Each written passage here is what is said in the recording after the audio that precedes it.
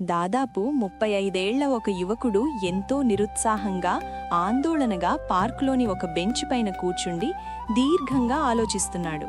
అప్పుడే అటుగా వచ్చిన ఒక పెద్దాయన, "ఏం బాబూ, ఏదో ఇబ్బందిలో ఉన్నట్టున్నావు, ఏమైనా సమస్య?" అని ఆరా తీయగా, "ఏమీ లేదు" అని ముభావంగా చెప్పాడు. "కాదు బాబూ, నిన్ను చూస్తే ఏదో సమస్య ఉన్నట్టుంది, నేనేమైనా సహాయం చేయగలనేమో చెప్పు" అని బలవంతం చేయగా, "మీరేమీ సహాయం చేయలేరు, నాది సమస్య అని చెప్పలేను, సమస్య కాదని చెప్పలేను." "ఓహో, అలాగైతే తప్పకుండా నువ్వు చెప్పాల్సిందే, నేను పరిష్కరించాల్సిందే. నాకు చెప్పు, నీకు ఖచ్చితంగా పరిష్కారం చెబుతాను" అని నమ్మబలుకగా ఇలా చెప్పసాగాడు. "నేను సంతోషంగా ఉండలేకపోతున్నాను.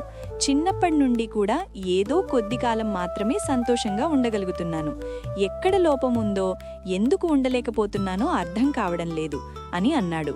"కొంచెం వివరంగా చెప్పయ్యా, నీకు పరిష్కారం చూపిస్తాను" అని దాదాపు వాగ్దానం చేశాడు.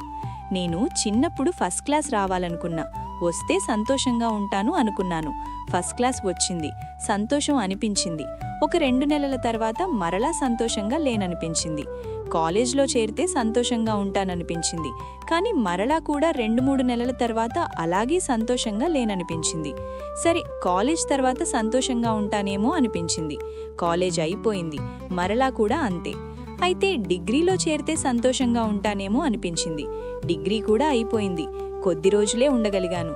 ఉద్యోగంలో చేరితే సంతోషం ఉంటుందేమో అనుకున్నాను, కానీ ఉద్యోగంలో కూడా 1 ఏడాదే సంతోషంగా ఉండగలిగాను.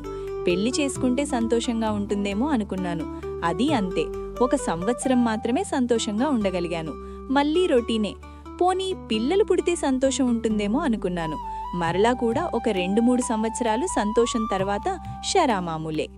వ్యాపారం చేస్తే బిజీగా ఉండి సంతోషంగా ఉంటాననుకున్నావు, కానీ అలాగ లేదు. వ్యాపారం విస్తరిస్తే సంతోషంగా ఉంటుందేమో అనుకున్నాను, వ్యాపారం విస్తరించినా సంతోషంగా లేను. ఎందుకిలా అవుతున్నది నాకు మాత్రమే? అందరూ ఎందుకు సంతోషంగా ఉండగలుగుతున్నారు అని చెప్పి, మీరిప్పుడు నా సమస్యకు పరిష్కారం చెప్పండి అని యువకుడు పెద్దాయనను అడిగాడు. "సరే, నా దగ్గర పరిష్కారం ఉంది, చెప్తాను. కానీ ఒక చిన్న పని చెయ్యి బాబూ, పరిష్కారం చూపిస్తాను" అని పెద్దాయన అన్నాడు. "అయితే చెప్పండి, చేస్తాను" అని యువకుడు అంగీకారం తెలపగా, "ఓకే, అక్కడ వరుసగా ఉన్న పూల మొక్కల వెంబడి చివరి వరకు మెల్లగా నడుచుకుంటూ వెళ్ళి ఏదైనా మంచిగా ఆకర్షణీయంగా ఉన్న పువ్వొక్కటి కోసుకురా. ఒక చిన్న షరతు, మళ్ళీ వెనక్కి తిరగకూడదు." సరే, అలాగే అని ఆ యువకుడు పూల మొక్కల వెంబడి నడుస్తూ ఉంటే మొదట్లోనే ఒక పువ్వు చాలా ఆకర్షణీయంగా కనిపించింది. తెంపాలనుకున్నాడు, కానీ ముందుకు ఇంకా బాగున్నట్టున్నాయని ముందుకు నడిచాడు. మరల ఇంకా ఆకర్షణీయంగా ఉన్న పువ్వు కనిపించింది.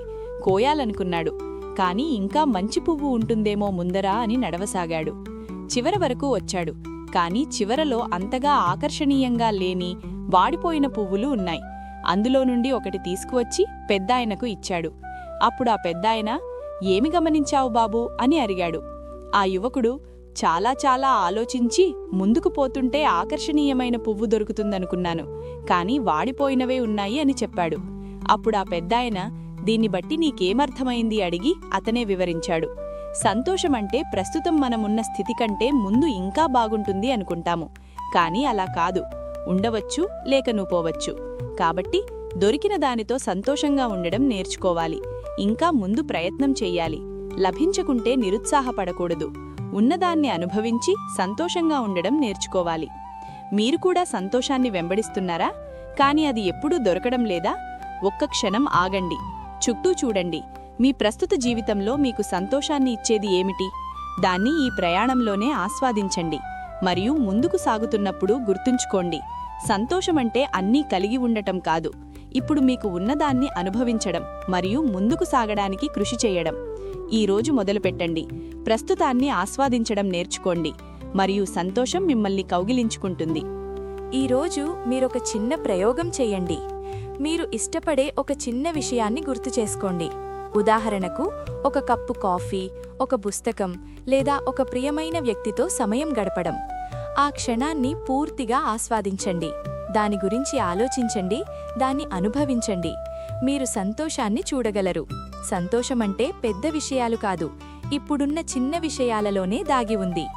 ప్రతిరోజు ఇలాంటి చిన్న క్షణాలను గుర్తించడం ప్రారంభించండి మరియు మీ జీవితంలో సంతోషం సహజంగా ప్రవహించడం ప్రారంభిస్తుంది.